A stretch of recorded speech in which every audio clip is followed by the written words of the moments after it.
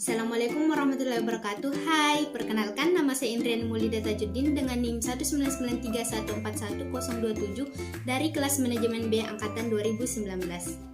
Oke, jadi kita mulai dari pengertian peramalan terlebih dahulu. Peramalan merupakan proses untuk memperkirakan berapa kebutuhan di masa datang yang meliputi kebutuhan dalam ukuran kuantitas, kualitas, waktu, dan lokasi yang dibutuhkan dalam rangka memenuhi permintaan barang ataupun jasa. Salah satu jenis peramalan adalah peramalan permintaan.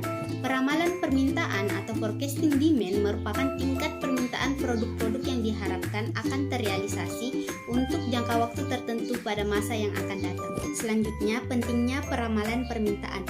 Tujuan peramalan adalah untuk mengurangi risiko atau ketidakpastian yang dihadapi perusahaan dalam pengambilan keputusan jangka pendek atau jangka panjang. Pentingnya peramalan permintaan juga untuk menjawab berapa banyak produk yang harus dibuat, harga berapa produk harus ditetapkan, berapa banyak biaya untuk iklan, dan bagaimana membuat rencana pertumbuhan perusahaan. Selanjutnya, langkah-langkah melakukan peramalan. Yang pertama, melakukan peramalan ekonomi makro tentang kegiatan ekonomi secara keseluruhan. Kedua, membuat peramalan ekonomi mikro tentang permintaan dan penjualan dari industri dan perusahaan. Dan yang ketiga, menentukan teknik peramalan kualitatif atau kuantitatif.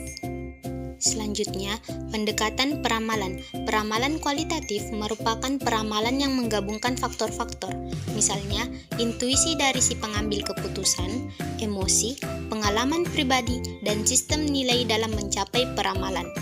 Sedangkan peramalan kuantitatif merupakan peramalan menggunakan berbagai macam model matematika yang bergantung pada data historis. Teknik dari peramalan kualitatif ada 4, yaitu yang pertama, opini dari Dewan Eksekutif. Opini dari Dewan Eksekutif yang mumpuni dikombinasikan dengan model statistik, dikumpulkan untuk memperoleh sekumpulan estimasi permintaan. Yang kedua, metode Delphi. Terdapat 3 jenis partisipan yang berbeda dalam metode Delphi, yaitu yang pertama, si pengambil keputusan, kedua, staf personal, dan ketiga, para responden. Selanjutnya, yang ketiga yaitu gabungan karyawan bagian penjualan.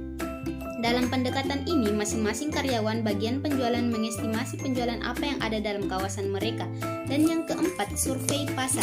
Metode ini mengumpulkan input dari para konsumen atau konsumen yang potensial mengenai rencana pembelian pada masa mendatang. Selanjutnya, metode peramalan kuantitatif. Ada 2, yaitu yang pertama time series dan yang kedua metode kausal. Dalam metode time series terdapat 4 analisis utama. Yang pertama, pola siklis. Komponen siklis sangat berguna dalam peramalan jangka menengah. Pola ini terjadi apabila data memiliki kecenderungan untuk naik atau turun terus-menerus. Yang kedua, pola musiman, yaitu menggambarkan pola penjualan yang berulang setiap periode. Komponen musim dapat dijabarkan dalam faktor cuaca, libur, atau kecenderungan perdagangan. Yang ketiga, pola horizontal. Pola data horizontal akan terjadi apabila nilai dari data berfluktuasi di sekitar nilai rata-rata. Keempat, pola tren. Pola tren ini terjadi apabila data memiliki kecenderungan untuk naik atau turun terus-menerus. Selanjutnya, jenis-jenis metode kausal. Yang pertama, metode regresi dan kolerasi. Metode bentuk menentukan tingkat pengaruh suatu variabel terhadap variabel lain. Persamaannya yaitu pada gambar di samping ini.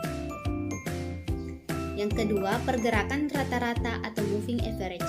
Peramalan menggunakan sejumlah nilai data aktual historis untuk menghasilkan peramalan. Pergerakan rata-rata bermanfaat jika kita dapat mengasumsikan bahwa permintaan pasar akan tetap kokoh secara wajar selama bertahun-tahun. Dan yang ketiga, penghalusan eksponensial. Penghalusan eksponensial merupakan metode peramalan pergerakan rata-rata bobot lainnya yang dimana persamaannya pada gambar di samping ini.